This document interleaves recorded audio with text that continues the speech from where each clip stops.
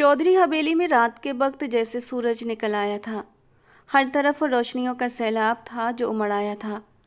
बिजली के चमकते बल्बों से पूरी हवेली को सजाया गया था।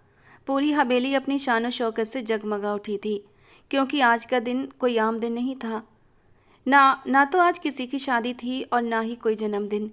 इस हवेली को सजाने का सिर्फ और सिर्फ एक ही मकसद था। आज 4 साल के बाद वो इस हवेली में वापस लौट रहा था, जो परदेस अपनी पढ़ाई के सिलसिले में गया हुआ था, और वो था वैदिक चौधरी। वैदिक चौधरी हवेली का सबसे हैंडसम, सबसे लाडला और सबसे खूबसूरत नौजवान था।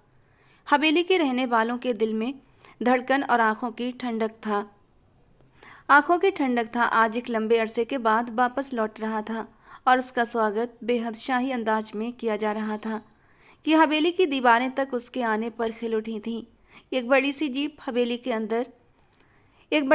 हवेली के ऊंचे दरवाजे के सामने आकर रुकी, जिसमें से काले चमकते जूते नजर आए और वो गाड़ी से नीचे उतरा। ऐसा लगा जैसे आसमान से कोई देवता उतर आया हो। उसने अपने काले कोट के बटन अपनी सफ़ेद लंबी उंगलियों से बंद किए थे कि 8 साल की माया उसकी टांगों से लिपट गई। वैदिक ने बेख्तियार उसके घुंघराले लंबे बालों में अपनी उंगलियां फिराईं और झुककर दोनों हाथों से उसका चेहरा अपने हाथों में प्यार से थाम लिया। कुछ पल उसे देखकर हैरान भी रह गया। वो कितनी बड़ी हो गई थी। जब छोड़कर गया था तो 4 साल की नर्म नाजुक सी गुड़िया थी, और अब तो काफ़ी बड़ी हो गई थी, वीडियो कॉल वाली माया से कहीं ज़्यादा खूबसूरत। वैदिक ने उसके लाल सफ़ेद गाल बारी बारी से चूमे और उसे अपने सीने से कस लिया। माया भी उसे देखकर बहुत ज़्यादा एक्साइटेड हो रही थी। उसे याद था वो दिन जब उसके चाचू से छोड़कर विदेश जा रहे थे। वो कितना रोई थी। वैदिक की गोद से उतर ही नहीं रही थी। रोते रोते उसकी गोद में उसके सीने से लिपट कर सो गई थी। और जब आँख खुली तब तक वैदिक हवेली से जा चुका था। 2 दिन तक उसे बुखार रहा था। सोते जागते हर वक्त वैदिक चाचू पुकारती रहती, और ये 4 साल उसने सिर्फ और सिर्फ वैदिक की बातें करते ही गुजारे थे। वो अपने चाचू को रोज़ वीडियो कॉल भी करती थी और पूछती थी, कब आ रहे हैं आप वैदिक चाचू, और मेरे लिए लंदन से क्या ला रहे हैं। जिस पर वैदिक मुस्कुराकर कहता, मैं पूरा लंदन ही उठा लाऊंगा अपनी माया के लिए। और आज वो अपने चाचू से मिलकर बेहद खुश थी। वो उससे अलग होकर बोली, चाचू आप तो बहुत हैंडसम हो गए हैं। लंदन की हवा ने आपको और भी खूबसूरत बना दिया है। मुझे भी लंदन जाना है और आपके जैसे ही खूबसूरत बनना है। वैदिक उसकी बात पर हंस पड़ा था। बाकी घर के लोग भी हंस पड़े थे। मेरी गुड़िया को और कितना खूबसूरत होना है। तुम तो बिना लंदन जाए ही बहुत प्यारी हो। उसने माया के गुलाबी गालों में पड़ने वाले डिंपल में अपनी उंगली घुसाई तो वो और भी गहरा हो गया। माया, क्या किसी और को नहीं मिलने दोगी? पीछे से गुलवंत चौधरी ने प्यार से पूछा, जो कि माया के पापा थे। माया पीछे पलटी और बोली, वैदिक चाचू सिर्फ मेरे हैं, उन पर पहला हक सिर्फ माया का है। अब आप बची खुशी मोहब्बत वैदिक चाचू से सहेज लें। ये कहते हुए वो साइड में हो गई थी और सब लोग उसकी बात पर हंसने लगे थे, जो वैदिक के स्वागत के लिए खड़े थे। फिर वैदिक चौधरी ने सबके गले लगकर बहुत सारी मोहब्बतें और आशीर्वाद समेटा। सबसे पहले अपने पापा सूरज चौधरी के गले लगा, उनकी ममता और आशीर्वाद को महसूस किया। साथ ही उसकी माँ गंगा जी भी खड़ी थीं, जो बार बार अपनी आंखें आंसुओं की पोंछ रही थीं। आज उनका बेटा पूरे 4 साल के बाद उनके सामने खड़ा था, पहले से भी ज़्यादा खूबसूरत और हसीन।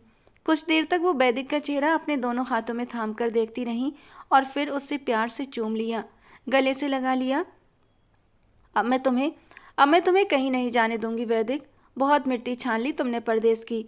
तुम्हारी जमीन तुम्हारी राह देख रही है। वादा करो अब कभी छोड़कर नहीं जाओगे। उनकी आंखों से आंसू बह रहे थे। वैदिक ने अपनी उंगलियों के पोरों से उनके आंसू पोंछे और बोला, अब मैं कहीं नहीं जाऊंगा माँ। आपका बेटा अब हमेशा आपकी आंखों के सामने रहेगा। उसकी आंखें भी नम हो गई थीं। माँ के साथ खड़ी मीना भाभी से भी उसने आशीर्वाद लिया। उन्होंने मुस्कुराते हुए उसे आशीर्वाद दिया था। माया ने तो मेरा जीना हराम कर रखा था वैदिक, बस यही रट लगाए रहती थी, चाचू कब आ रहे हैं। चलो अब तो शुक्र है इन सवालों से छुटकारा मिला। मीना की बात पर सब हंस पड़े थे। माया न जाने कहाँ गुम हो गई थी कि तभी बीजी अपनी व्हीलचेयर धकेलती हुई वहां आ पहुंची। आंखों पर बड़ा सा चश्मा लगाए अपने लाडले को बड़े ही गौर और प्यार से देखा था। बड़े ही प्यार से उन्होंने अपने हाथ फैलाए। वैदिक झट से झुक गया, सबसे पहले आशीर्वाद लिया और फिर उन्हें अपने गले से लगा लिया। अरे दादी, आपको बाहर आने की क्या ज़रूरत थी? मैं तो अंदर आने ही वाला था, मैं कहीं भागा थोड़ी न जा रहा हूँ। हंसते हुए वो दादी जी से अलग हुआ तो दादी जी ने उसकी बलाएं ले डाली। तुम्हें क्या पता, तुम्हारी राह देखते देखते मैं अपनी नज़र खोती जा रही हूँ। अब तो कमबख्त आंखें भी धोखा देने लगी हैं। जब जिंदगी के सबसे प्यारे इंसान को देखने का वक्त आया, वैदिक चौधरी ने मुस्कुराते हुए कहा, आप परेशान मत हो, मैं आपका इलाज बहुत अच्छे से करवाऊंगा और आपकी नज़र देखना एक बार फिर से जवान हो जाएगी। दादी जी हंसते हुए बोली, अरे अब तो भगवान जी के पास जाने की उम्र है, जितना देखना जरूरी है उतना तो मैं देख ही लेती हूँ। देखो तो सही, मेरा शहरी बाबू कितना सोहना लग रहा है। दादी जी उसका चेहरा दोनों हाथों में लेकर अपने करीब खींचकर उससे प्यार से देखने लगी।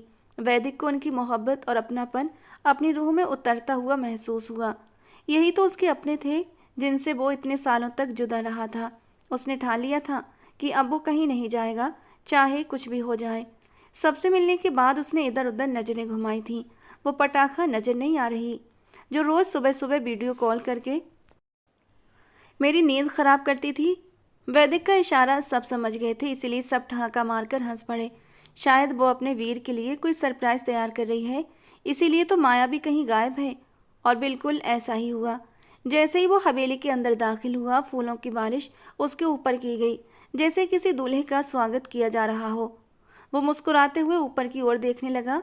माया और मेहर हवेली की छत पर खड़ी प्लेटों से उसके ऊपर फूल बरसा रही थीं। वो भागता हुआ सीढ़ियां चढ़ने लगा। अब उससे इंतजार नहीं हो रहा था। अपनी जान से प्यारी बहन और अपनी बेस्ट फ्रेंड से मिलने का वक्त जो आ चुका था। और जब वो उनके सामने गया तो कुछ लम्हों तक उसकी नज़र नहीं हटी। इतनी प्यारी और मासूम सी दो लड़कियां जिनमें उसकी जान बसती थी। उसने दोनों को अपनी बाहों में भर लिया। अरे ये तो जाती है माया, तुम अब दूसरी बार लाला के गले लग रही हो, उसने माया को चिढ़ाया। वैदिक मुस्कुराता हुआ उनसे अलग हुआ। मेहर की छोटी सी नाक पर उसने हल्की सी चुटकी काटी तो वो सी करने लगी और बोली, क्या भाई, आपकी आदत अब भी नहीं बदली? वैदिक हंसते हुए बोला, तुमने भी मुझे बहुत तंग किया है, रोज मेरी नींद खराब कर देती थी सुबह सुबह फ़ोन करके। अब देखना, सुबह सुबह मैं रोज़ तुम्हारे ऊपर एक बाल्टी पानी फेंका करूँगा और तब तुम्हें पता चलेगा कि नींद कितनी कीमती होती है। उसकी बात पर मेहर जोर से हंस पड़ी, फिर बोली, जी लाला, जानती हूँ आपकी नींद कितनी कीमती है, क्योंकि आपको सोने देता ही कौन है। वो कुमुद की बच्ची रात भर आपको जगा रखती है, उसके लिए भी थोड़ी डांट बचा कर रखिए ना। मगर वो तो आपकी लाडली जो है, बचपन की मोहब्बत जो ठहरी वो आपकी, उसे भला आप क्यों डांटेंगे? ये कहकर मेहर ने नाराज होने का नाटक किया था। वैदिक चौधरी के चेहरे पर एक शरारती सी मुस्कान दौड़ गई। दिल उसके नाम से तेजी से धड़कने लगा था। वादा किया था उसने कि जब वो गाड़ी से उतरेगा तो सबसे पहले भाई अपना चेहरा वैदिक को दिखाएगी, मगर उसका तो यहाँ आसपास कहीं नामो निशान भी नहीं था। वो इधर उधर तलाश करने लगा, जैसे उसे यकीन हो कि वो यहीं कहीं छुप कर बैठी होगी और अभी एकदम से सामने आ जाएगी। मेहर ने उसकी नज़रों का पीछा किया था। वो फौरन समझ गई थी कि वो किसे तलाश कर रहा है। वो नहीं आई है भाई, प्रताप अंकल ने उसे आने की इजाज़त नहीं दी, मेहर ने नाखुश लहजे में कहा। तो वैदिक के दिल में हल्का सा दर्द उठा। कोई बात नहीं, अगर वो नहीं आई तो हम चलेंगे उनके घर, आखिर हमारा रिश्ता है उनसे। और मेरी प्यारी बहना, तुम चिंता मत करो, इस बार वैदिक चौधरी ठान कर आया है कि तुम दोनों सहेलियां अब एक ही घर में रहोगी। उन्हें कुमुद ठाकुर को वैदिक चौधरी के हवाले करना ही होगा, चाहे कुछ भी हो जाए, वो ठोस शब्दों में बोला था। जबकि मेहर और माया जोर जोर से हंसने लगी। देखते हैं लाला कि वैदिक चौधरी की बात में कितना दम है और खून में कितना उबाल है। मेहर उसे चुनौती देती हुई नीचे की ओर भाग गई। चौधरी हवेली में रात के 2 बजे थे, मगर ऐसा महसूस हो रहा था जैसे सुबह के 2 बजे हों, क्योंकि नींद सबकी आंखों से कोसों दूर थी। वैदिक चौधरी की आमद ने सबके चेहरों पर जिंदगी और खुशी भर दी थी। वो मर्दान खाने में अपने दोनों भाइयों के बीच बैठा था, दिल में बेचैनी लिए सामने देख रहा था, जहाँ स्टेज पर एक नर्तकी बहुत ही भद्दे से कपड़े पहनकर अपनी अदाओं से उसका दिल जीतने की कोशिश कर रही थी। लेकिन वैदिक को इस वक्त सिर्फ और सिर्फ कुमुद से मिलने की चाहत हो रही थी, मगर उसके भाई उसे जबरदस्ती यहाँ खींच लाए थे। वो नहीं आ सकी, पर मैं तो उससे मिलने जा सकता था ना। उफ, अब तो मेरी बुरी तरह खबर लेगी वो सोच रहा था। उसकी निगाहें भले ही सामने थी, मगर ख्याल कुमुद का था। इन 4 सालों में उसने उसे सिर्फ मोबाइल स्क्रीन पर देखा था। आमने सामने देखने की नौबत अब आई थी। वो कल ही बाबूजी से बात करेगा, ये सोचकर उसके मन में कई योजनाएं बननी शुरू हो गई थीं। दिल उससे मिलने के ख्याल से ही धड़क रहा था, मगर वो खुद को संभाले बैठा था, क्योंकि ये उसके दोनों भाई गुलबंत चौधरी और रकम चौधरी की तरफ से उसका वेलकम गिफ्ट था, जो उसे जरा भी पसंद नहीं आया था। ऐसा नहीं था कि वो कोई साधु संत या फिर बहुत ही शरीफ इंसान था, जिसका संगीत से कोई लेना देना नहीं था। लंदन में तो इससे भी ज़्यादा भड़काऊ कपड़े पहनने वाली लड़कियां सड़कों पर टहलती उससे टकरा भी जाती थीं और उसकी उनसे दोस्तियां भी हो जाती थीं। मगर यूँ किसी महफिल में औरतों का नाचना और मर्दों का उन पर पैसों की बारिश करना, शराब की बोतलें उठाकर उसके साथ छेड़छाड़ करने की कोशिश करना, ये सब उसे बिल्कुल भी अच्छा नहीं लग रहा था। मगर उसके दोनों भाइयों ने उसे कसकर पकड़ रखा था ताकि वो भाग न जाए, जैसे वो भी उसके इरादे भाप गए थे। बस इसीलिए मजबूरी में बैठा रहा। तुम जानते नहीं, अगर बाबूजी को पता चल गया ना तो हमारी कैसी दुर्गति बनेगी, उसने अपने छोटे भाई रकम चौधरी को झिड़कते हुए कहा, जो इस सब का असली कारण था। वो बहुत ही लापरवाह और बहुत ही जोशीला लड़का था। वैदिक चौधरी से पूरे 4 साल छोटा, और उसकी जबानी सिर चढ़कर बोल रही थी, अरे भाई, आप तो इतने बड़े होकर भी बाबूजी से डरते हैं। वो तो इस वक्त चैन की नींद सो रहे होंगे। आपको क्या पता इस नर्तकी को यहाँ बुलाने में मैंने कितना पैसा खर्च किया है, और आप हैं कि मज़ा लेने की बजाय मुझे ही डांट रहे हैं। वो एकदम नखरे दिखाता हुआ बोला था, और वैदिक को मजबूरन चुप हो जाना पड़ा। उसने अपनी नाक पर रुमाल रख लिया था, क्योंकि शराब की गंध उसे जरा भी अच्छी नहीं लगती थी। वो चौधरी खानदान का चिराग था, मगर शराब से उसका दूर दूर तक कोई वास्ता नहीं था, और ना ही ऐसी महफिलें उसे कभी भी रास आती थीं। उसे शुरू से ही पढ़ाई में दिलचस्पी थी। एमफिल करने के बाद वो पीएचडी के लिए लंदन चला गया था। उसका सपना था कि गांव में ही शिक्षा का प्रकाश लाया जाए, क्योंकि वहाँ के लोग, खासकर औरतें, शिक्षा से बहुत दूर थीं। कुमुद को भी 10वीं के बाद घर बिठा लिया गया था, जो वैदिक चौधरी को बिल्कुल भी मंजूर नहीं था। मगर कुमुद के मामले में वो मजबूर था। मगर वैदिक चौधरी की ही जिद पर मेहर कॉलेज जाने लगी थी, क्योंकि उसे भी वैदिक को देखकर पढ़ाई का शौक हो गया था। वैदिक इस बार सोचकर आया था कि गांव में ही एक कॉलेज की नींव रखेगा और शिक्षा को आम करेगा, क्योंकि यहाँ पर बहुत अधिक अज्ञानता थी। पुराने रीति रिवाज गांव की दीवारों से चिपके हुए थे, और वो उन्हें हमेशा के लिए ख़त्म करना चाहता था। मगर ये नहीं जानता था कि इस महफिल में वही रिवाज फिर से जिंदा हो जाएंगे, और वो ज़िंदगी के ऐसे दोहराए पर आ जाएगा जहाँ उससे उसकी सबसे कीमती चीज़ छीन ली जाएगी, और वो कुछ भी नहीं कर सकेगा। महफिल जारी थी कि तभी अचानक राजा ठाकुर लड़खड़ाते हुए उठा था, जो कि कुमुद का सौतेला भाई था, और उस नर्तकी की ओर बढ़ने लगा। वो अपने होश में नहीं लग रहा था, यूं जैसे उस पर कोई जुनून सवार हो गया हो। वो लड़खड़ाते कदमों से उस नर्तकी की तरफ झपटा, ऐसे जैसे कई दिनों से भूखा कोई जानवर अपने सामने शिकार देकर उस पर टूट पड़ता है। उसने पीछे से उसकी नंगी कमर के चारों ओर अपना हाथ लपेट लिया और एक झटके से उसे अपने करीब खींचा। वहां मौजूद सब चौधरी परिवार के लोगों के मुंह खुले के खुले रह गए, क्योंकि ऐसी गुस्ताखी उनमें से किसी ने भी नहीं की थी। मगर राजा ठाकुर, जिसकी उम्र यही कोई 25-26 साल के करीब थी, और रकम चौधरी का दोस्त होने के साथ साथ दूर पार का रिश्तेदार भी था, वो उस महफिल का मजा लूट रहा था। उसे जैसे किसी की भी परवाह नहीं थी। वो अपने होश में बिल्कुल भी नहीं लग रहा था। अचानक ही उसने उस नर्तकी को जमीन पर गिराया और उसके ऊपर भूखे भेड़िए की तरह टूट पड़ा। उसके साथ जबरदस्ती करने ही वाला था कि वैदिक चौधरी का पारा 7वें आसमान पर पहुंच गया। वो एकदम से दोनों भाइयों के बीच से उठा और लंबे लंबे डग भरता हुआ राजा ठाकुर को पीछे से खींचकर अपने सामने खड़ा कर दिया। वो लड़खड़ाता हुआ वैदिक चौधरी के सामने आकर खड़ा हुआ था, लेकिन उसकी आंखों में जैसे खून उतर आया था, क्योंकि उसे ये दखलंदाजी जरा भी पसंद नहीं आई थी। गुस्से में आकर उसने एक जोरदार मुक्का वैदिक के मुंह पर मारना चाहा, मगर वैदिक ने फुर्ती से अपना चेहरा दूसरी ओर घुमा लिया और एक सदा हुआ मुक्का उसके जबड़े पर जड़ दिया। उसने इस बात का भी ख्याल नहीं किया कि वो कुमुद का भाई है, क्योंकि उसकी गैरत ये गवारा नहीं करती थी।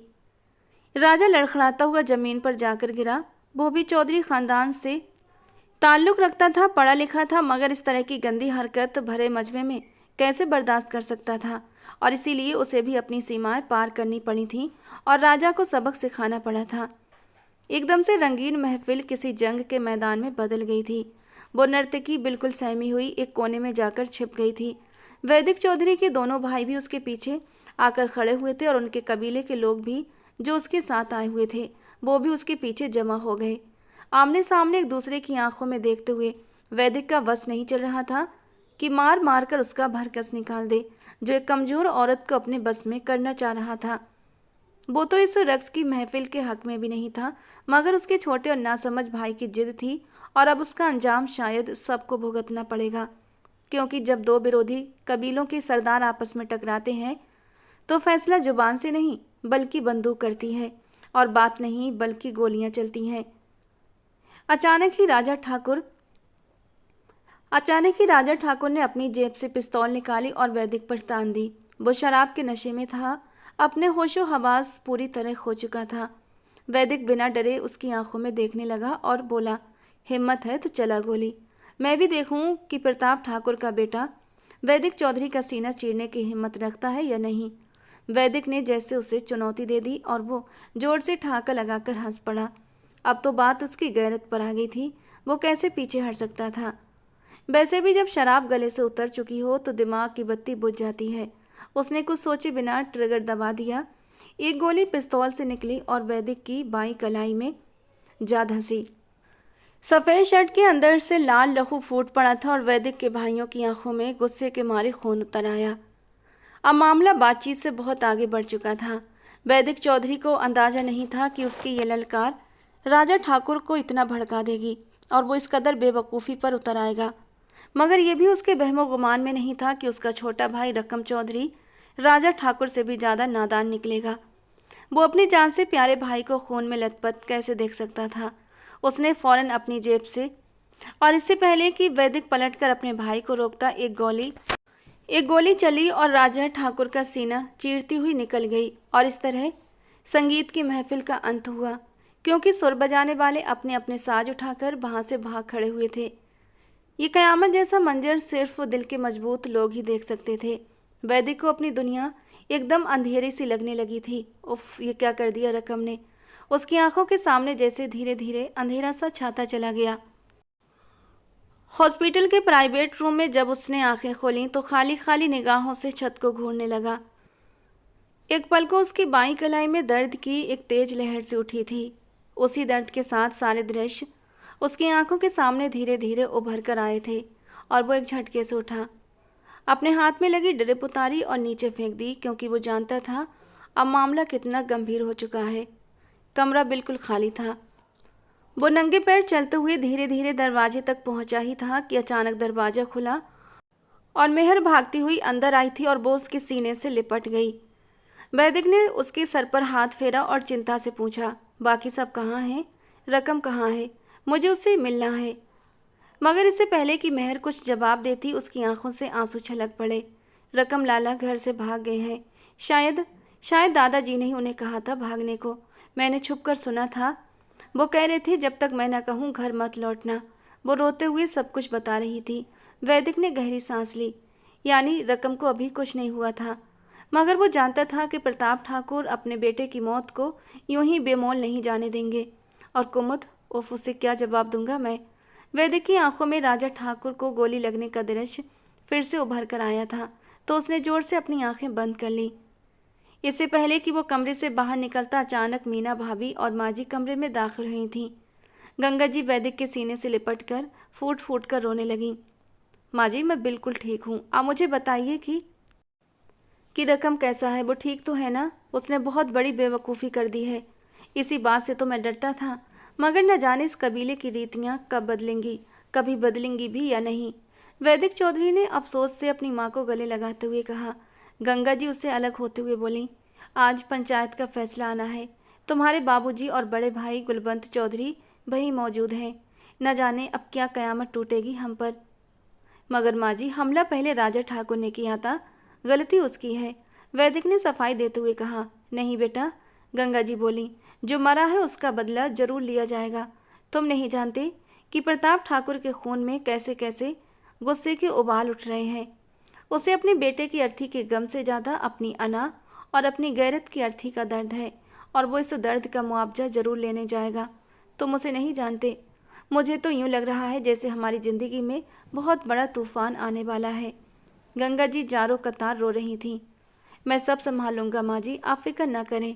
मैं भी अभी वहीं जाऊँगा, देखूँ तो सही कि इस गाँव के बड़े बुजुर्ग क्या फैसला करते हैं। गंगा जी जल्दी से बोली, नहीं, अभी तुम्हारी तबीयत ठीक नहीं है, तुम यहीं रुको, तुम्हारे बाबूजी सब संभाल लेंगे, तुम उन पर भरोसा रखो। मगर वैदिक की जान तो जैसे सूली पर अटकी हुई थी।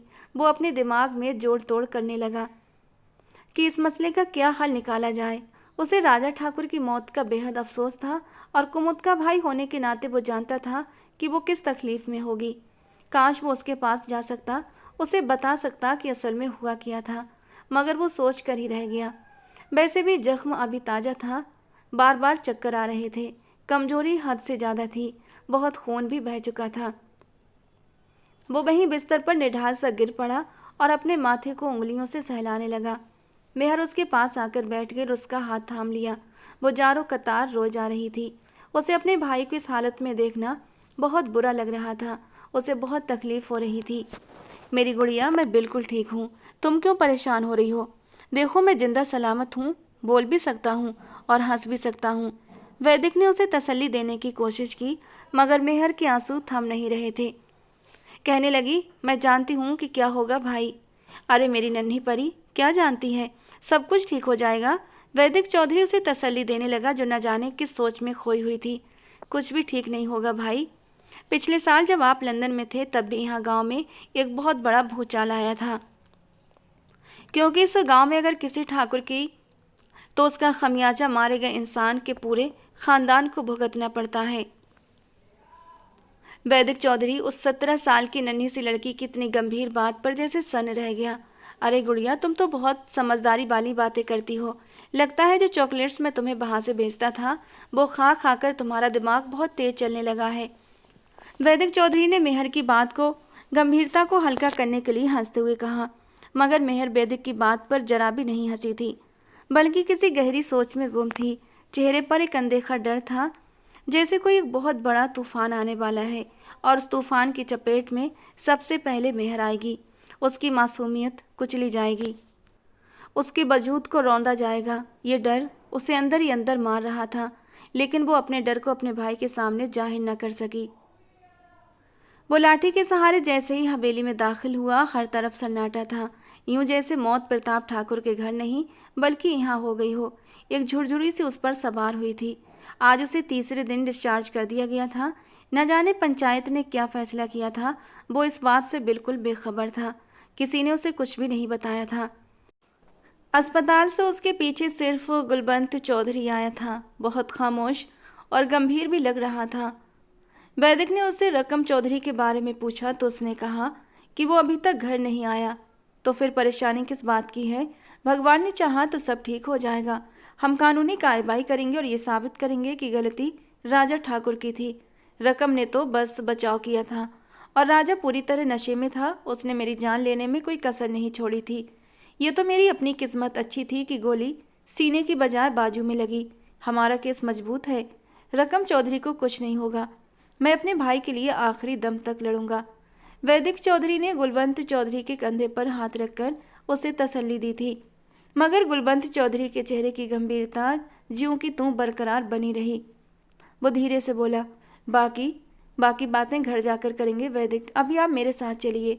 और जब वो हवेली में आ गया था तो हर तरफ सन्नाटा पसरा हुआ था। ना तो उसकी माँ उसके स्वागत के लिए आई थी और ना ही मेहर कहीं दिखाई दी। और ये माया की बच्ची, इसे तो मैं देख लूँगा, मुझसे बड़ी मोहब्बत के दावे करती है, मगर अपने चाचू को देखने अस्पताल तक नहीं आई। इससे पहले कि वो ऊपर जाने वाली सीढ़ियों पर कदम रखता, अचानक गुलबंत चौधरी ने उसका रास्ता रोक लिया और कहा, अभी आप बाबूजी के कमरे में चलिए, कुछ ज़रूरी बात करनी है। पहली बार वैदिक चौधरी का माथा ठनका और उसे कुछ बहुत ही गलत होने का एहसास चारों तरफ से घेरने लगा। भाई, रकम ठीक तो है ना? आप मुझसे झूठ तो नहीं बोल रहे? मुझे बताइए वो कहाँ है? वैदिक चौधरी की बेचैनी बढ़ती जा रही थी। रकम बिल्कुल ठीक है और वो पूरी तरह सुरक्षित भी है, क्योंकि इस कबीले की रीतियों के अनुसार किसी की हत्या का खमियाजा बदनसीबी से कातिल के परिवार को ही भुगतना पड़ता है और ख़ास तौर पर उसी घर की। गुलवंत, अभी मैं जिंदा हूँ, तुम्हें मैंने कहा था ना कि वैदिक चौधरी को मेरे कमरे में लेकर आओ, और तुम खुद ही इस घर के बड़े बनकर जो मुंह में आ रहा है वो बोलते जा रहे हो। सूरज चौधरी पूरे रौब और तेज के साथ अपने कमरे के दरवाजे के पास खड़े थे, और गुलवंत चौधरी की बात पूरी होने से पहले ही उसके होठों पर उसकी जान उतर आई थी। उसने सिर झुका दिया और वैदिक चौधरी को लगा जैसे उसकी छठी हिस्स उसे किसी बुरी खबर से दो चार करना चाहती है। वो जल्दी से अपने पिता सूरज चौधरी के सामने जाकर खड़ा हुआ। बाबूजी, आप मुझसे पहेलियां मत सुनाइए, और जो भी बात है मुझे अच्छी तरह से बताइए। आखिर क्या हुआ फैसला? कोई मुझे कुछ बताता भी नहीं, और घर की औरतें कहाँ हैं? वो चारों ओर खामोश हवेली को देखने लगा। तुम मेरे कमरे में आओ वैदिक चौधरी, चलो बैठकर बात करते हैं। सूरज चौधरी ने वैदिक चौधरी की बात को नज़रअंदाज करके कमरे की ओर इशारा किया और खुद भी कमरे के अंदर चले गए। वैदिक चौधरी अंदर आया तो दरवाज़ा अंदर से बंद कर दिया गया। उसका दिल सीने के अंदर इतनी जोर से धड़क रहा था जैसे अभी सीना फाड़कर बाहर आ जाएगा। वैदिक, तुम पूरे 4 साल परदेश में रहे हो। अगर तुम इस खानदान और इस कबीले की परंपराओं से अच्छी तरह परिचित भी हो तो तुम ये भी जानते हो कि प्रताप ठाकुर कोई आम इंसान नहीं है। वो हमारी ही टक्कर का है, और उसका जवान बेटा मरा हुआ है। तुम्हें क्या लगता है कि रकम के फरार होने के बाद वो हमारे घर का पीछा छोड़ देगा? इसीलिए मैंने अपने कबीले की रीतों को बनाए रखते हुए पंचायत के फैसले के आगे सिर झुका लिया है, और क्योंकि इसी में हमारी भलाई भी है। मेरे बेटे मेरी बाह हैं, मेरी ताकत हैं, मेरे वंश को आगे बढ़ाने का जरिया, और मैं किसी भी बेटे की कुर्बानी देकर अपनी नस्ल की जड़ें नहीं काटना चाहता। इसीलिए पंचायत के फैसले के मुताबिक और राजा ठाकुर की हत्या के बदले उन्होंने बदला मांगा था। और हमारे गांव की परंपराओं के अनुसार बदला क्या होता है तुम अच्छी तरह जानते हो। ये प्रथा तो हमारे गांव में सदियों से चली आ रही है, और मैंने भी इस प्रथा के आगे सर झुकाकर अपने बेटों को बचा लिया है, और मैं न चाहते हुए भी ये सब करने पर मजबूर हो गया था। और वैदिक चौधरी को ऐसा लगा जैसे पूरी हवेली की छत उसके सर पर गिर पड़ी हो। एक तूफान था जिसके लपेटे में उसका पूरा शरीर आ गया था। उसकी मासूम बहन मेहर यानी बदले में ठाकुरों को दे दी गई थी। वो चीखना चाहता था, लेकिन उसकी जबान जैसे उसके तालू से चिपक गई थी, और फिर बड़ी मुश्किल से उसने अपने अंदर हिम्मत जमा की थी। वो चीख पड़ा था अपनी सारी हिम्मतें जमा करके। नहीं बाबा, बस। आपने ये बात अपने मुंह से कैसे निकाली? भाड़ में जाए पंचायत, और भाड़ में जाए इस कबीले के रीति रिवाज। खबरदार जो मेरे घर की किसी औरत की तरफ किसी ने देखा भी तो। बाबा, मैं आपकी बहुत इज्जत करता हूँ, पर आज आपकी बात ने मुझे बहुत दुख पहुँचाया है। क्या आप इस घर की औरतों को इतना बेमोल समझते हैं? वैदिक चौधरी का चेहरा तीव्र भावनाओं से लाल पड़ चुका था। उसका बस नहीं चल रहा था कि अपनी जान से प्यारे बाप के सामने कैसे अपनी आवाज़ नीचे रखे। मैं देखता हूँ कि कौन हमारी हवेली की दहलीज पार करेगा। उन्हें मेरी लाश पर से गुजरना होगा। मुझे अफसोस हो रहा है कि आपने अपने बेटे को बचाने के लिए अपनी बेटी की कुर्बानी देने की हामी भर ली, मगर मैं ऐसा बिल्कुल भी नहीं होने दूंगा। सुना आपने? वैदिक चौधरी, ठंडे दिमाग से सोचो। वैसे भी हम मेहर का रिश्ता वहाँ करने का सोच रहे थे। जब ये ठाकुर अच्छा लड़का है, और तुम तो जानते हो कि कब से प्रताप ठाकुर मेरे ही दोस्त की जायदाद पर कब्जा करके बैठा है। अच्छा है, अब दुश्मनी दोस्ती में बदल जाएगी। सूरज चौधरी ने वैदिक चौधरी का गुस्सा ठंडा करने की कोशिश की। बाबा, आप मेहर के लिए जबीर के बारे में कैसे सोच सकते हैं? वो अनपढ़, जाहिल, और सबसे बड़ी बात शादीशुदा है। कहाँ वो 30 साल का शादीशुदा मर्द, और कहाँ मेरी 17 साल की मासूम सी बहन। मुझे आपकी इस सोच पर बहुत अफसोस है। मैं अपनी बहन को किसी भी कीमत पर उनके हवाले नहीं करूँगा। अपना फैसला छोड़ दीजिए। ये कहते ही वैदिक चौधरी दरवाज़ा खोलकर जोर से वापस बंद करते हुए बाहर की ओर भागा था। उसने अपना जख्म और अपनी तकलीफ सब भुला दिया था, और हाँफता हुआ सीढ़ियाँ चढ़ने लगा। न जाने मेहर ने ये बात सुनी होगी तो वो तो रो रो कर पागल हो चुकी होगी, मगर मैं उसे इस सब की भेंट नहीं चढ़ने दूंगा। मेरी मासूम बहन को कुछ नहीं होगा। किसी में इतनी हिम्मत नहीं कि वैदिक चौधरी के होते हुए इस घर की इज्जत पर कोई आंख भी उठाकर देखे। ये सोचते हुए वो तेज तेज सीढ़ियाँ चढ़ने लगा। मेहर के कमरे में बिना दस्तक के अंदर आ गया, लेकिन पूरा कमरा खाली था। यकीनन वो छत पर बैठी अकेली अकेली रो रही होगी। उसे बार बार अपने बाप पर अफसोस हो रहा होगा कि वो इस फैसले पर कैसे सिर झुका सकते थे। पर यह समय इन सब बातों को सोचने का नहीं था। वो जल्दी से भागता हुआ छत पर गया था, लेकिन झूले पर माया थी, उसके साथ मेहर नहीं थी। माया भी बिल्कुल गुमसुम बैठी झूला झूल रही थी। वैदिक चौधरी जल्दी से झूला रोककर उसके घुटनों पर बैठा था और उसके दोनों गालों पर अपने हाथ रखे। मुझे बताओ माया बच्चे, कि मेहर कहाँ है?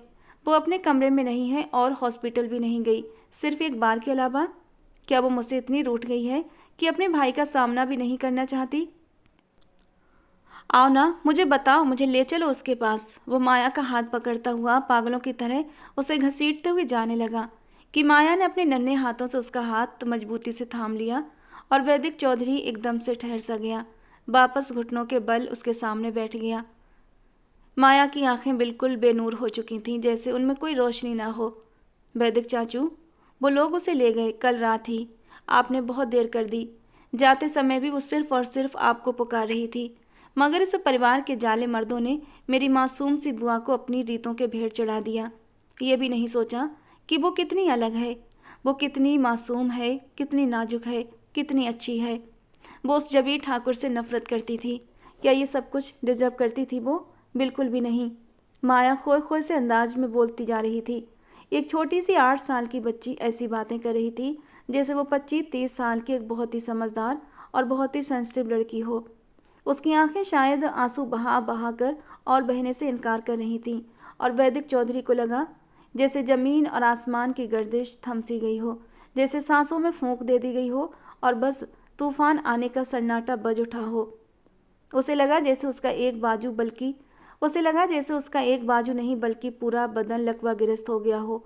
और जब उसने इन सब का मतलब समझा तो बिल्कुल पागलों की तरह सीढ़ियाँ फलांगता नीचे आया था। उसका बस नहीं चल रहा था कि सारी दुनिया को आग लगा दे और शुरुआत अपने पिता और अपने भाइयों से करे। वो जल्दी से अपने कमरे में आया, अलमारी खोली, आधे कपड़े नीचे गिर गए थे और आखिरकार उसे वो चीज़ मिल ही गई जिसने उसे कभी नहीं चलाया था, मगर आज सही समय था उसे चलाने का। आज जो भी उसके सामने आएगा वो उसे बिना सोचे समझे मार देगा। उसकी आंखों में खून उतर आया था। कमरे से बाहर निकला तो सामने ही उसके बाप सूरज चौधरी खड़े थे। वैदिक चौधरी, जितनी आग तुम्हारे अंदर लगी है ना, जितनी आग तुम्हारे अंदर भड़क रही है, उससे कहीं ज़्यादा आग मेरे अंदर है। मगर हमें पंचायत के फैसले को हर सूरत मानना पड़ा। हम अपनी रीतियों से पीछे हटने वाले लोग नहीं हैं। बाबा, मेरे रास्ते से हट जाइए।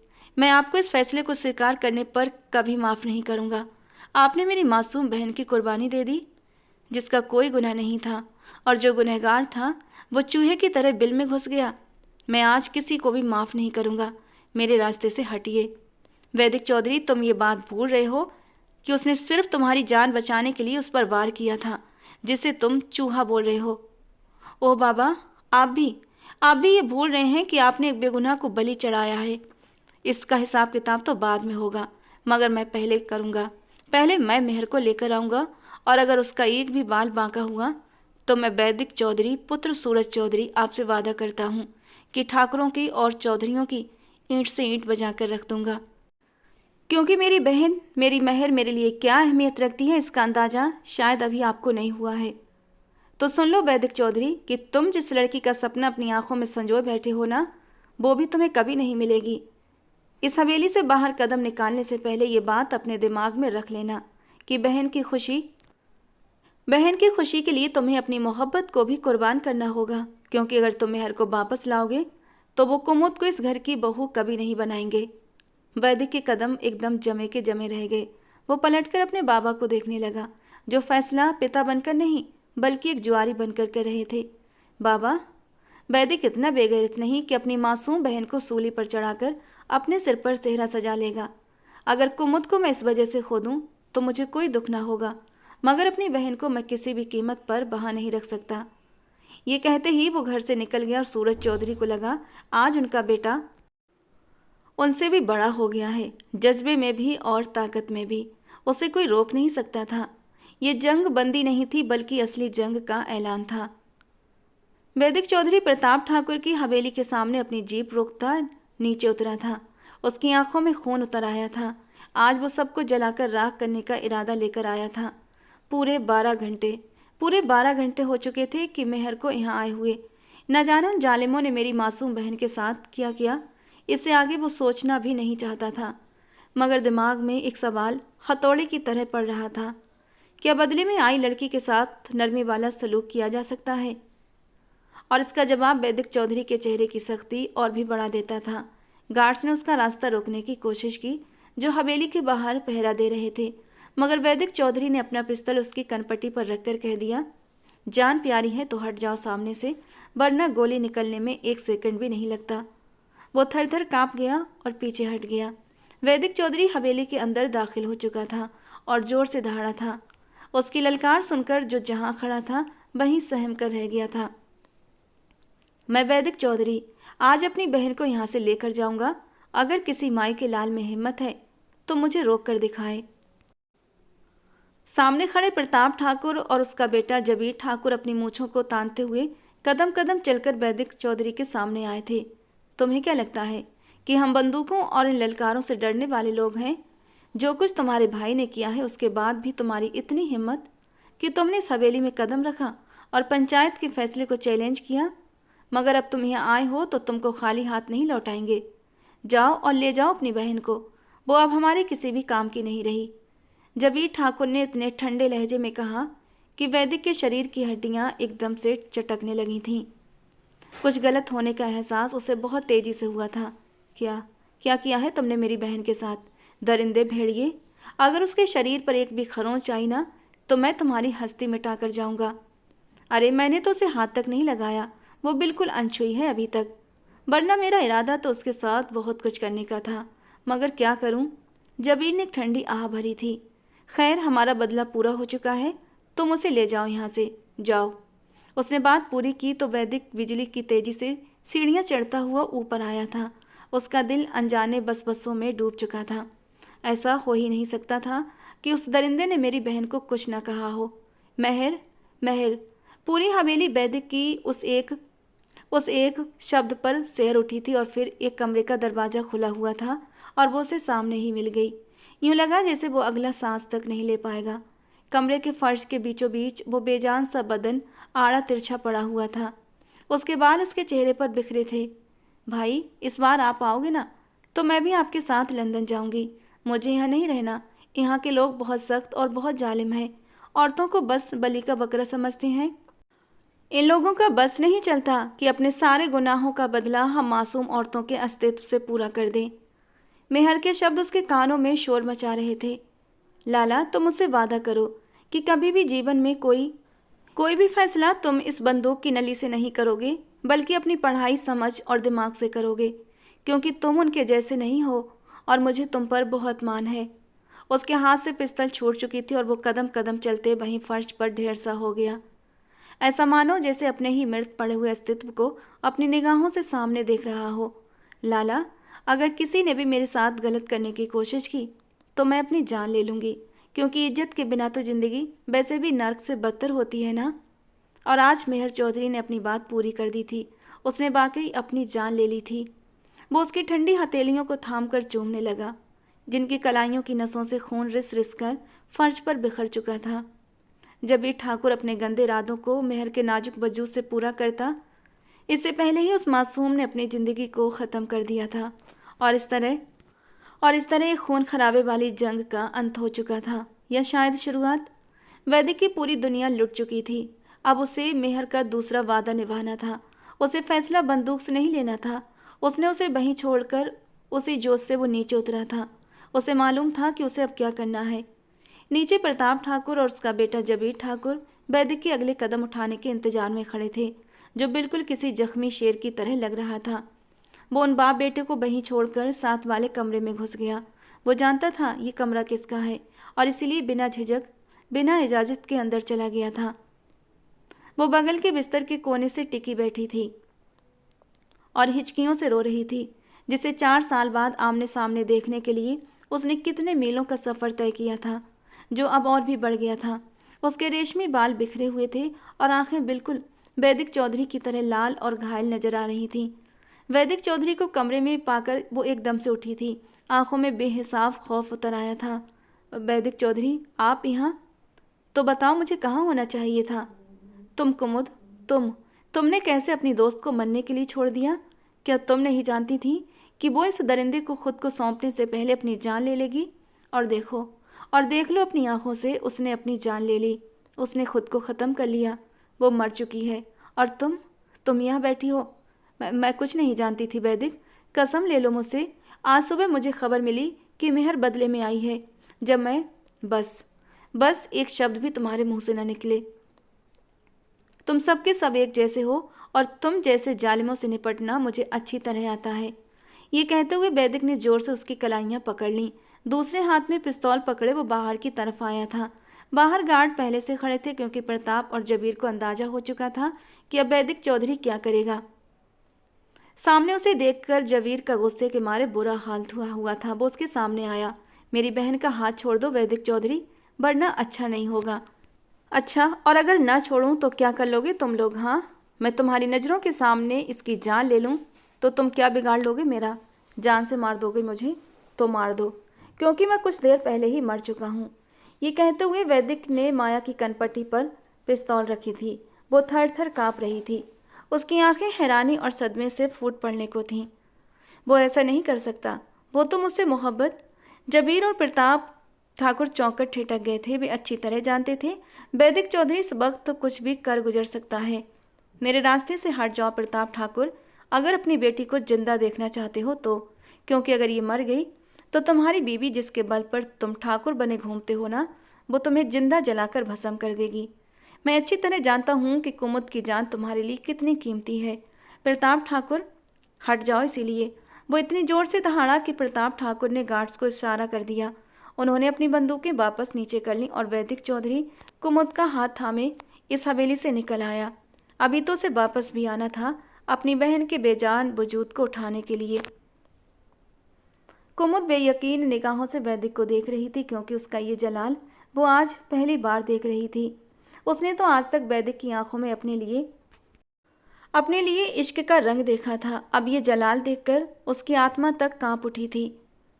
चौधरी हवेली में शोक का समा था, जहां गंगा जी आज दूसरी बार बेमौत मर गई थीं। पहले बेटी के बदले के फैसले ने उन्हें अंदर से मार दिया था और अब मृत बेटी को देखकर उनकी जान निकल गई थी। सूरज चौधरी चुपचाप आंसू बहा रहे थे। मेहर उनकी लाडली बेटी थी। 3 बेटों के बाद, बड़ी प्रार्थनाओं के बाद पैदा हुई थी, जो उनके फैसले की सख्ती की बलि चढ़ गई थी। आखिर उन्होंने भी अपने बेटों को चुना था, क्योंकि बेटियां तो शायद पैदा ही बलि देने के लिए होती हैं। हर कोई मेहर के लिए दहाड़े मार मार कर रो रहा था, मगर वैदिक चौधरी अपने कमरे में चेयर पर बिल्कुल चुप बैठा था। सिगरेट के धुएं में मेहर की अनंत यादों से लड़ रहा था। अब उसकी सारी जिंदगी बस यूं ही गुजरने वाली थी। उसका गम बहुत बड़ा था, मगर उसने फैसला कर लिया था कि वो अब यहाँ और नहीं रुक सकता। इस कबीले के सिस्टम को बदलने के लिए उसे एक लंबी लड़ाई लड़नी थी, ताकि और कोई मेहर इस प्रथा की बलि न चढ़े। और कुमुद, वो भी तो कसूरवार थी। वो बहुत दावे करती थी ना मेहर से दोस्ती के और मुझसे मोहब्बत के। क्या उसे बिल्कुल भी नहीं पता था कि मेहर वैदिक के लिए क्या अहमियत रखती है? वो उसे कभी माफ़ नहीं करेगा, कभी भी नहीं। उधर कुमुद साथ वाले कमरे में बैठी सिसक रही थी, बार बार अपनी आंखें रगड़ रही थी। उसकी जान से प्यारी दोस्त ने अपनी ही जान ले ली थी और उसका जान से प्यारा महबूब इस सब का कसूरवार उससे ठहरा रहा था। उसका दुख शायद वैदिक के गम जितना ही बड़ा था। काश वो इस बात को समझ पाता। बेटा, तुम कहाँ जा रहे हो? गंगा जी ने चिंतित होकर पूछा। माँ जी, अब मेरा यहाँ कोई काम नहीं। मैं यहाँ रुकूंगा तो शायद मर जाऊँगा, और काश मैं मर ही जाऊँ, मगर मौत हर किसी पर मेहरबान थोड़ी ना होती है। वो अपना सामान बांध रहा था। बेटा, वो कुमुद, उसका क्या कसूर है? उसे क्यों कैदी बनाकर रखा है तुमने? गंगा जी ने डरते हुए अपने बेटे से पूछा। आज मेहर को गए तीसरा दिन था और कुमुद भी जैसे बंद कमरे में कैद होकर रह गई थी। हवेली के लोगों में इतनी हिम्मत न थी कि वैदिक चौधरी से कुछ भी सवाल कर सकें, और वैसे भी सूरज चौधरी और गुलबंत वैदिक के इस फैसले पर काफ़ी संतुष्ट थे, क्योंकि मेहर का बदला अब एक कुमुद से लेना चाहते थे। उसे तड़पाना चाहते थे कि ना तो वो जिंदा रहे और ना ही मरे। उसी तरह से प्रताप ठाकुर की झूठी आन को तोड़ा जा सकता था, और जिस दौलत पर वो राज कर रहा था वो अब पलट कर हवेली में आ चुकी थी, कुमुद के रूप में। मगर वैदिक के दिमाग में क्या चल रहा था ये कोई भी नहीं जानता था। मेरे बच्चे, मैं जानती हूँ कि मेहर तुम्हारे लिए क्या अहमियत रखती थी, मगर उसकी मौत का बदला तुम यूं नहीं ले सकते। तुम्हारी सोच भी अपने पिता और भाइयों जैसी क्यों निकली? तुम्हें तो मैंने एक बहुत ही अच्छा इंसान बनाया था। और वैसे भी कुमुद तो तुम्हारी बचपन की मोहब्बत है, उस पर यूं जुल्म मत करो। माँ जी, क्या मुझे इतना गिरा हुआ समझती हैं कि मैं एक औरत की मौत का बदला दूसरी औरत को जिंदा मार कर लूँगा? वैदिक को जैसे अफसोस हुआ था अपनी माँ की सोच पर। कुमुद, मेहर की मौत में अगर दोषी भी है तब भी मैं उसे कोई सजा देने के लिए उसे यहाँ नहीं लाया हूँ। तो फिर वो क्यों 3 दिन से कमरे में बंद है? गंगा जी को जैसे हैरत का एक जोरदार झटका लगा था। इसलिए माँ जी, ताकि वो भी कल को मेहर की तरह उन ठाकुरों के गुनाहों की बलि न चढ़े। आप जानती हैं, मेहर, माया और कुमुद, इन तीनों में मेरी जान बसती है, और जो बची हैं मैं उनको यहाँ छोड़ नहीं सकता। मैं इन कबीले की सदियों पुरानी रीतियों से अकेला नहीं लड़ सकता, मगर इतना तो कर ही सकता हूँ ना कि अपने जान से प्यारे लोगों को यहाँ से बहुत दूर ले जाऊँ। आज मैं कुमुद के साथ मंदिर में शादी करने वाला हूँ, और मैंने कुमुद की माँ से इजाज़त मांग ली है, और वो भी यही चाहती हैं कि उनकी बेटी सुरक्षित रहे। उन लोगों को जो आपकी तरह मुझसे बेखौफ था, मैंने उन्हें स्पष्ट कर दिया है, और किसी को भी मुझसे कोई स्पष्टीकरण देने की ज़रूरत भी नहीं है।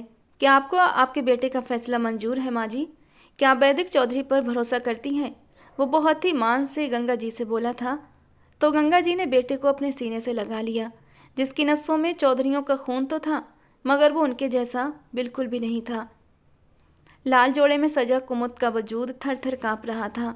इन पलों की उसने बड़ी ही शिद्दत से दुआएं मांगी थीं, और ये पल उसकी ज़िंदगी में आ भी गया था, लेकिन फिर भी उसकी आंखों में आंसू थे जो टूट टूट कर गिर रहे थे। ये आंसू डर के थे या उम्मीद के, वो नहीं जानती थी। वो वाकई नहीं जानती थी कि उसकी ज़िंदगी, जिसे वो वैदिक चौधरी के साथ जोड़ने के सपने बचपन से सजाती रही थी, वो उसे इतनी आसानी से मिल जाएगा। और अब मिल भी गया था तो दिल अनजाने वहमों का शिकार था। वैदिक की उसके लिए मोहब्बत और पसंद किया अब नफरत और बदगुमानी में बदल जाएगी। क्या वो सारी जिंदगी उस गुनाह की भेंट चढ़ेगी जो उसने किया ही नहीं था? जब गंगा जी उसे वैदिक के कमरे में बिठाकर चली गईं तो वो जारों कतार रोने लगी। कुमुद आंटी, आप मत रोइए, मेरे चाचू बहुत अच्छे हैं, मैं उन्हें जानती हूँ। वो बस बाहर से ही आपसे गुस्सा हैं, मगर अंदर से वो बहुत अच्छे हैं, आपसे बहुत प्यार करते हैं। माया ने कुमुद के कान में धीरे से सरगोशी की थी, और कुमुद ने उस छोटी सी परी को अपने सीने में थाम लिया था। सच कहती हो गुड़िया, वैदिक बहुत अच्छे थे, लेकिन जब तक अच्छे थे कि तब तक मेहर इस दुनिया से नहीं गई थी। मेहर के जाते ही वो बदल गए हैं। मेहर को याद करते ही वो दोनों ही फूट फूट कर रोने लगी थीं। प्लीज़ माया, मुझे बहुत डर लग रहा है, तुम मेरे पास रहो, कहीं मत जाना। आज ऐसा लग रहा था जैसे कुमुद कोई छोटी बच्ची हो और माया उसे तसल्ली दे रही हो। बेशक वो उस कबीले की बहुत बहादुर लड़की थी। थोड़ी देर के बाद कमरे का दरवाज़ा खुला और वो दुश्मन जहां अंदर दाखिल हुआ था। वैदिक के कमरे में आते ही माया ने एक नज़र अपने चाचू के चेहरे पर डाली तो एक नज़र डर से कांपती कुमुद को देखा था। कुमुद ने माया का हाथ और भी जोर से थाम लिया था। वो डर के मारे थर थर कांप रही थी। माया बच्चे, आप यहाँ क्या कर रही हैं? अपने कमरे में जाओ, मामा आपको बुला रही हैं, वैदिक ने रौबदार लहजे में कहा। चाचू, आपने मुझे तोहफा तो दिया ही नहीं, माया उसकी बात को अनसुना करते हुए बोली। तोहफा? कैसा तोहफा? वैदिक की एक नज़र घूंघट के नीचे हल्के हल्के कांपते वजूद पर पड़ी थी, और अगले ही पल उसने नज़र उठाकर माया की ओर ध्यान दिया था। शादी का तोहफा चाचू, आपकी शादी हुई है तो आप मुझे तोहफा नहीं देंगे? तो तोहफा तो आपको मुझे देना चाहिए ना, जिसकी शादी होती है उसे तोहफा दिया जाता है। वैदिक ने घड़ी उतारकर साइड टेबल पर रखी थी। अगर मेरी शादी होगी तब तो मैं आपसे बहुत बड़ा वाला तोहफा लूँगी, लेकिन अभी आपकी शादी हुई है तब भी आपको मुझे ही तोहफा देना पड़ेगा बस, वरना मैं आपसे कभी बात नहीं करूँगी। वो मुंह फुलाकर जिद्दी अंदाज में बोली। अच्छा बाबा, क्या तोहफा चाहिए मेरी गुड़िया को? उसे माया पर ढेर सारा प्यार आया था। बस एक वादा चाचू, कुमुद आंटी को कुछ मत कहिएगा, वो पहले ही बहुत डरी हुई हैं। उन्हें अपनी एक्टिंग से और न डराइएगा, क्योंकि आप बहुत बुरे एक्टर हैं। माया ने हंसते हुए कहा तो वो बस उसे देखकर रह गया। वादा करें मुझसे, वरना मैं आपसे नाराज हो जाऊंगी और आपके मनाने से भी बिल्कुल नहीं मानूंगी। वैदिक ने अपनी हथेली उसकी तरफ फैला दी और माया ने अपना छोटा सा हाथ वैदिक के हाथ पर रख दिया। वो बहुत खुश हो गई थी और फिर हंसते हुए कमरे से बाहर चली गई, जबकि वैदिक के होठों पर एक जख्मी सी मुस्कान दौड़ गई थी। काश वो अपने परिवार की नाजुक कलियों की हिफाजत कर पाता। काश कुमुद उसकी ज़िंदगी में यूं शामिल न होती। डर और खौफ से, किसी दुश्मनी की नज़र में, वो एक ठंडी आह के साथ वॉशरूम की ओर बढ़ा था। अभी तो उसे मेहर का गम इन ठंडे पानी की बूंदों में और भी बहाना था। तभी तो वो अपने दिल को इस नए रिश्ते के लिए तरोताज़ा कर सकता था, जिसे पाने के लिए उसने बचपन से अपनी आंखों में सपने संजोए थे। कुमुद वैदिक की बचपन की मोहब्बत थी। वैदिक से 7 साल छोटी और मेहर से 2 साल बड़ी। प्रताप ठाकुर की दूसरी पत्नी रजनी जी की बेटी।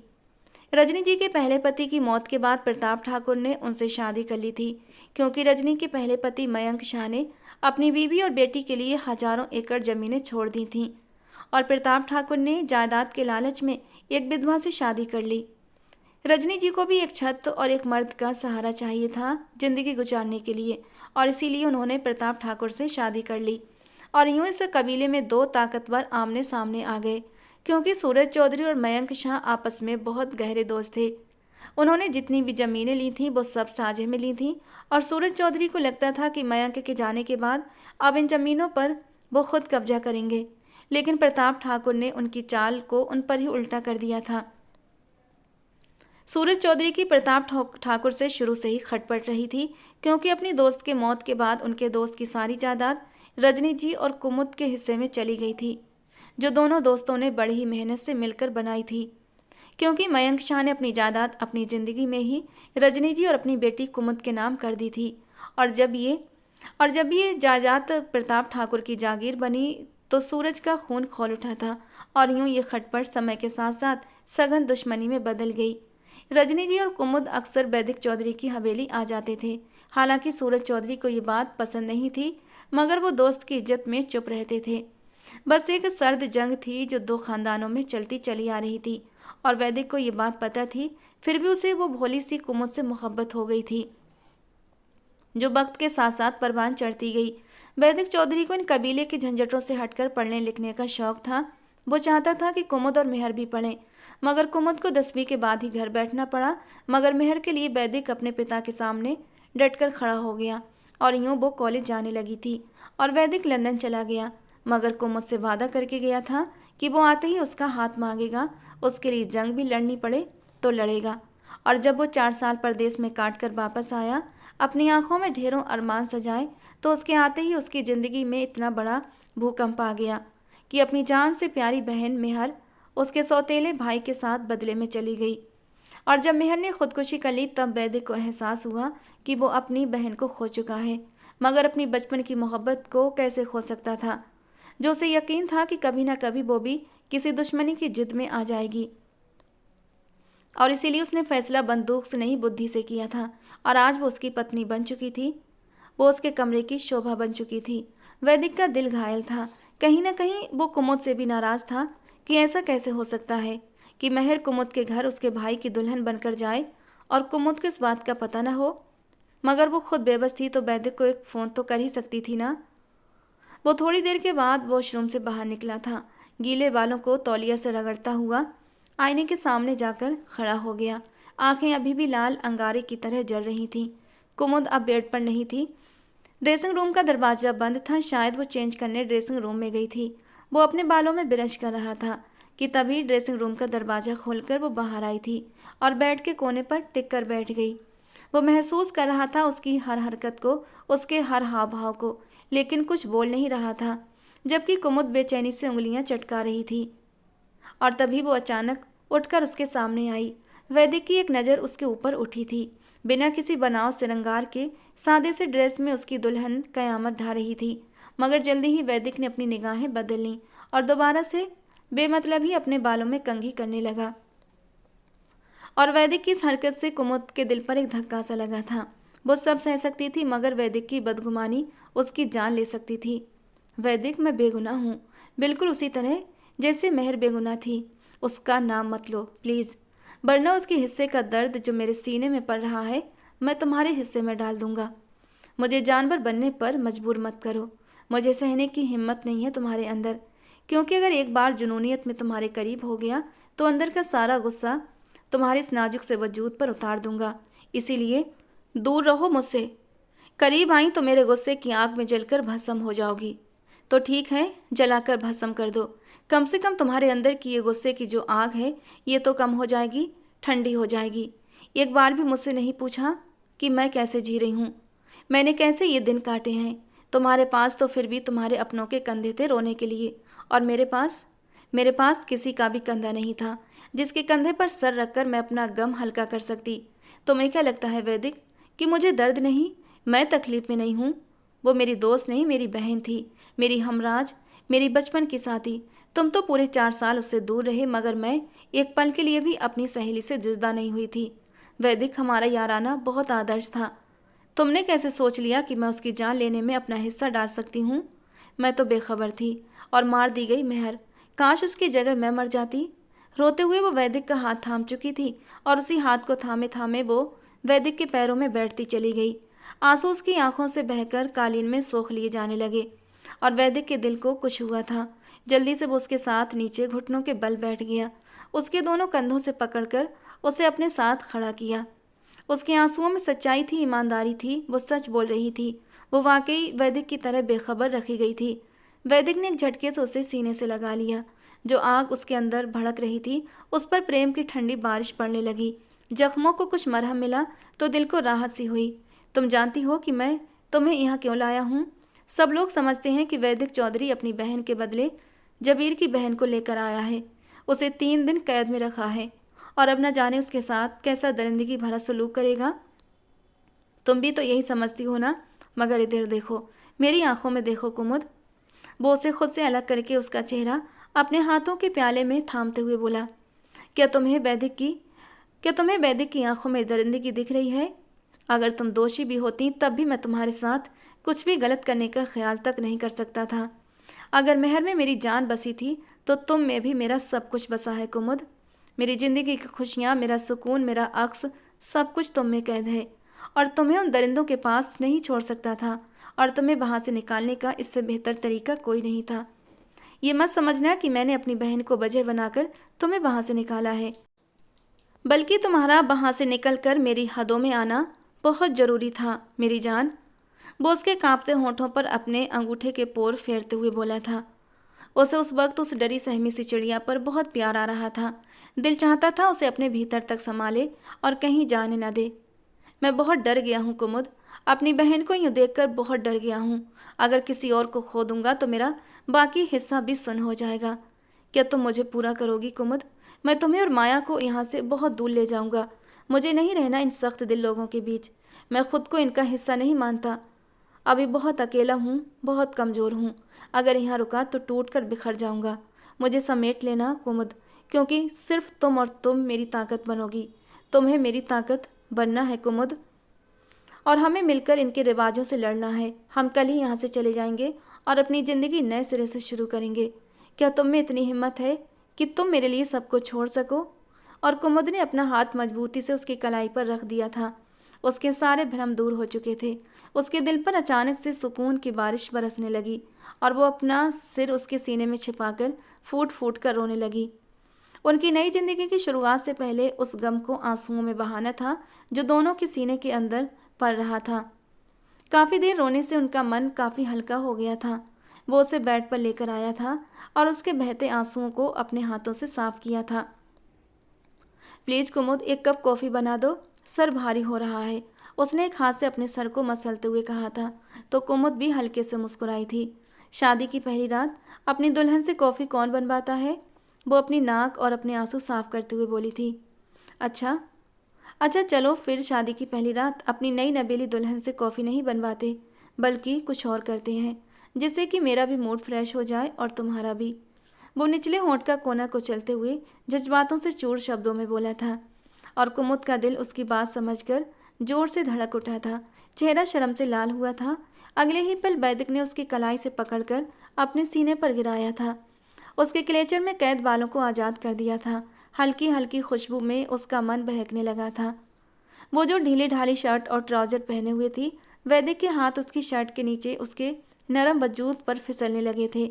अगले ही पल उसे तकिए पर पलटता हुआ उसकी शर्ट के बटन खोलने लगा और कुमुद घबराई थी। अब क्या हुआ? कॉफ़ी तो पिला नहीं सकती, कुछ और ही पिला दो यार। वो इतनी मासूमियत से बोला कि कुमुद शर्माते हुए भी हंस पड़ी थी। और वो उसके होठों पर झुककर उसके लबों को पीता हुआ खुद को सुकून पहुंचाने लगा। होठों के बाद अब वो उसकी नरम मुलायम धड़कनों पर झुका था। वो सच में प्यासा था, इतना प्यासा कि आज की रात वो अपने इस प्यास को, इस तड़प को बुझा लेना चाहता था। जबकि कुमुद बुरी तरह मचल उठी थी उसके होठों के नरम गरम से स्पर्श को अपनी धड़कनों पर महसूस करके। धड़कनों से सुकून पाता वो उसके पेट पर आया था। बेली बटन पर होठ रखता वो धीरे धीरे नीचे की ओर सरक रहा था और फिर वो नाजुक पल जिनमें दोनों ही बुरी तरह बहकने लगे थे, डूबने लगे थे। कमरे में मदहोश सिसकियां और उन दोनों के दिलों की एक होती धड़कनें माहौल को रोमांटिक बनाने लगी थीं। दोनों एक दूसरे के दर्द का मरहम बन गए थे और ये इश्क का मरहम इस कदर असरदार था कि दोनों के दर्द धीरे धीरे उनके वजूद से दूर होते चले गए और अब उसमें जिंदगी जीने की नई कलियां सी फूटने लगी थीं। तो दोस्तों, आज का हमारा ये नॉवल आपको कैसा लगा कमेंट बॉक्स में ज़रूर बताना। पसंद आया हो तो प्लीज़ लाइक करना। रोज़ एक नए और रोमांटिक नॉवल के लिए हमारे चैनल से जुड़े रहें। मिलते हैं दोस्तों अगले किसी नए और रोमांटिक से नॉवल के साथ।